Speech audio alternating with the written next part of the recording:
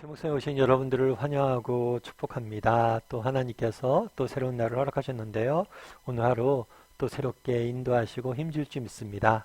정말 이렇게 오늘 같은 경우 특별히 목요일인데 한 주 중에서 어쩌면 제일 긴 날일 수 있죠. 그래도 하나님께서 또 새로운 힘을 주셔서 잘 또 오늘 하루 보내고 주말 맞이할 수 있도록 인도하실 줄 믿습니다. 오늘은 바울과 실라가 같이다라는 제목을 가지고 사도행전 16장 16절부터 40절까지 말씀을 좀 살펴봤으면 좋겠습니다. 우리 16절부터 18절까지 말씀 같이 한번 읽어볼까요? 우리가 기도하는 곳에 가다가 점치는 귀신 들린 여종 하나를 만나니 점으로 그 주인들에게 큰 이익을 주는 자라.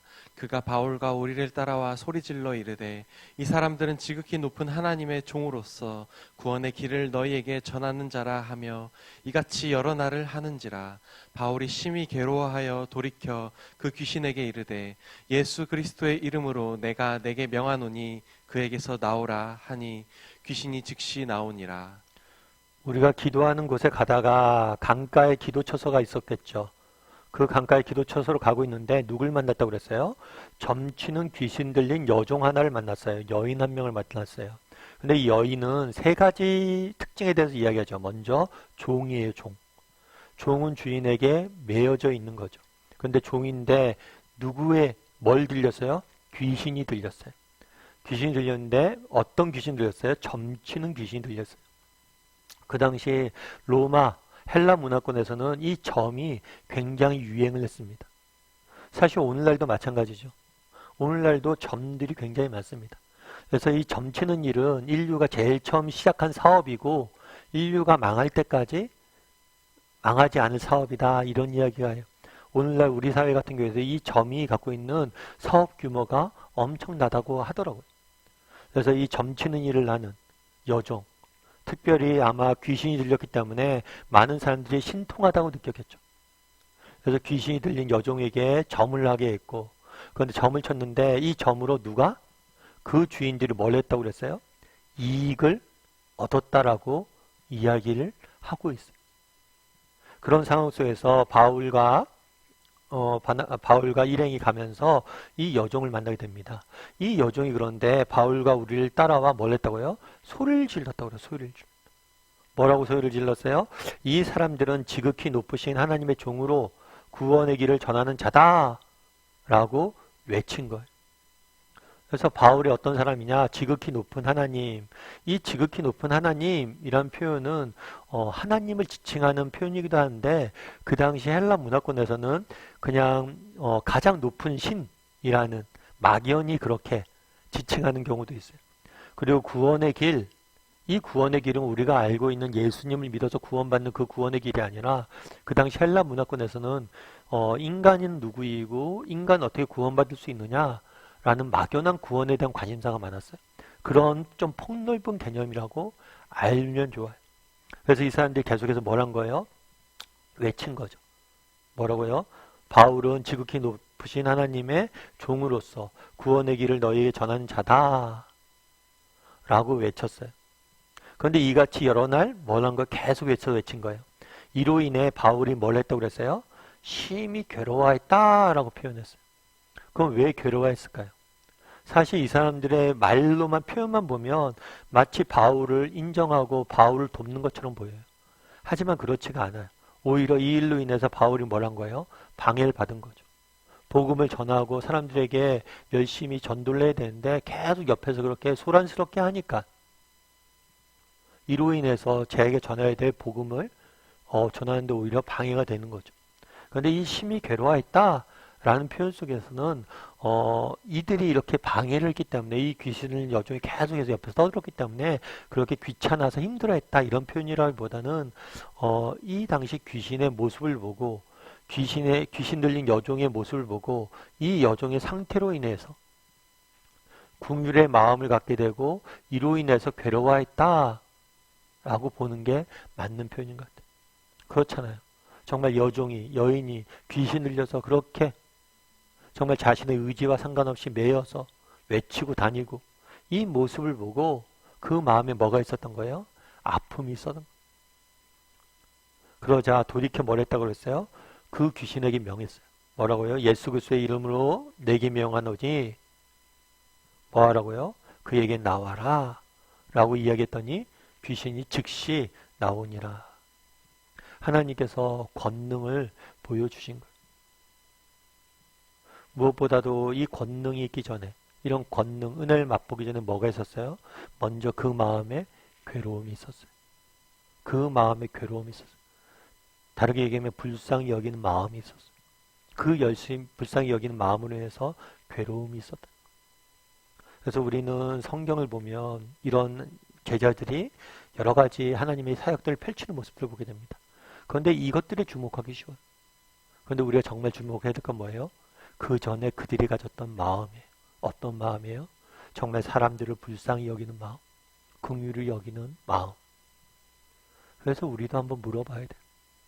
우리도 이 땅을 살면서 정말 잘못된 가르침, 또 세상의 잘못된 가치관, 또 세상의 잘못된 그러한 길들을 걸어가는 사람들에 대해서 불쌍히 여기는 마음들이 있는지. 그러다 귀신을 쫓아내자마자 어떤 일이 있었을까요? 19절부터 20절까지 말씀 같이, 21절까지 말씀 같이 한번 읽어볼까요?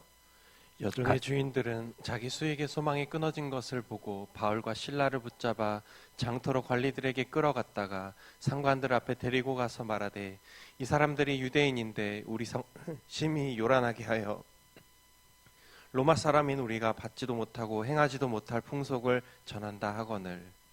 그 요정들이 뭘 했다고요? 여종의 주인들이 뭘 했다고요? 자신의 수익의 소망이 끊어진 것을 보고 귀신이 떠났잖아요. 더 이상 귀신 들려서 점치지 못하잖아요. 그래서 더 이상 수익이 없어진 걸 보고 뭘 했다고 했어요? 바울과 실라를 고발했다라고 이야기를 합니다. 여러분들 이 말씀을 보면서 어때요? 여러분 어떤 사람이 귀신 들려 있습니다. 귀신 들리면 어떻게 돼요? 자신의 뜻대로 자신의 생각대로 말도 못하고 귀신에 매달려서 그렇게 살아가는 거죠. 그런데 그 귀신으로부터 뭘 했어요? 노임을 받았어요. 이게 얼마나 놀라운 일이에요. 얼마나 기쁜 일이고 은혜이고 축복이에요. 그런데 주인들은 뭐래요? 오히려 더 화를 내요. 병이 나았다는 사실로 인해서 기뻐하는 게 아니라 병이 나았다는 사실로 인해서 자신들의 수입이 떨어질까 봐 화를 내는 모습들을 보게 되는 거예요. 그들은 여전히 뭐에 관심이 있는 거예요? 영혼에 대한, 한 영혼에 대한 관심이 아니라 뭐예요? 자신들이 벌고 있는 돈에 대한 관심에 사로잡혀 있는 모습들을 보게 되는 거죠. 그럼 우리는 어떨까요? 그날의 여종의 주인들이 분노했다고 그러는데 우리는 어떨까요? 이 여종의 주인들의 모습이 우리에게는 없을까요? 우리의 관심은 어디에 가 있을까요? 정말 한 영혼, 정말 하늘의 것에 가 있습니까? 아니면 정말 이 땅의 것, 돈에 가 있습니까? 정말 우리 관심사가 정말 영혼과 영적인 것과 하늘의 것들에 관심이 가져져 있어요? 아니면 이 땅에 썩어져 버릴 것들에 대한 관심이 가져 있어요? 정말 그날의 여종이 귀신으로부터 해방되는 게 얼마나 복된 일이고 좋은 일이에요. 근데 전혀 기뻐하지 않아요. 왜요? 관심이 그런 것에 없으니까. 우리의 영혼이 사는 것, 정말 영적인 기쁨들, 하늘나라 이런 것에 있지 않아요. 진정한 생명, 진리 이런 것에 있지 않아요. 오히려 뭐예요? 눈앞에 보이는 이득에만 여종들이 있었다는 거예요. 그럼 우리는 어떠냐는 거예요. 이 땅을 살면서 물론 이 땅의 것들이 우리에게 꼭 필요합니다. 먹고 살기 위해서 먹을 것들이 필요하고 이 땅에서 우리가 나름대로 성공해야 될 것들도 있고 성취해야 될 것도 있고 중요한 일들이 많아요. 그런데 정말 그것들에 빠져서 우리가 진정으로 바라봐야 될 것들, 우리가 진정으로 소망해야 될 것들을 잃어버리고 있지는 않은지, 여종의 주인들과 같은 모습이 우리에게 있지는 않은지 한번 돌아볼 필요가 있다는 것. 여러분 빌리그램이라고 아실 거예요. 빌리그램 목사님 같은 경우에는 20세기의 가장 위대한 복음 전도자로서 알려져 있고 또 미국에서는 영적인 지도자로서 많이 존경받으신 분이죠. 그래서 백악관의 많은 대통령의 멘토로서도 사역했던 분이에요. 근데 빌리그램 목사님도 여러 가지 어려움들이 많았어요. 정말 그렇겠죠. 쉽게 모든 일들이 이렇게 이루어지진 않았겠죠. 그래서 특별히 빌리그램 목사님을 가까이서 지켜봤던 분이 그런 이야기를 썼더래요. 자기가 옆에서 보니까 빌리그램 목사님 여러 가지 어려운 일들, 오해도, 음해도 많이 당하고 그랬었는데 그걸 참 늘 평안 가운데 그것들을 이겨내도록 그 모습이 너무 놀랬다는 거예요. 그래서 한번 물어봤대요. 아, 목사님 어떻게 그렇게 어려운 일들이 있는데 그렇게 평안을 잃지 않습니까? 라고 이야기했을 때 빌리 그레함이 목사님 그런 얘기를 했다고 해요. 뭐라고 얘기했냐면 그것은 성경의 마지막 장을 믿기 때문입니다. 성경의 마지막 장을 믿기 때문입니다. 성경의 마지막 장이 뭐라고 되어 있어요? 새하늘과 새 땅이 열리고 영원한 하나님 나라에 우리는 들어가서 살게 될 것이다. 결국에 그가 그런 어려움들을 이겨낼 수 있었던 평안을 유지할 수 있는 근거는 뭐예요? 이 땅의 삶이 전부가 아니란 거예요. 이 땅의 것들 전부가 아니에요. 진정한 삶, 진정한 나라는 아직 오지 않았다는 거예요. 그 나라를 바라봄으로 인해서 이런 평안을 유지할 수 있었다는 거죠. 우리는 어떤가 한번 돌아봤으면 좋겠어요.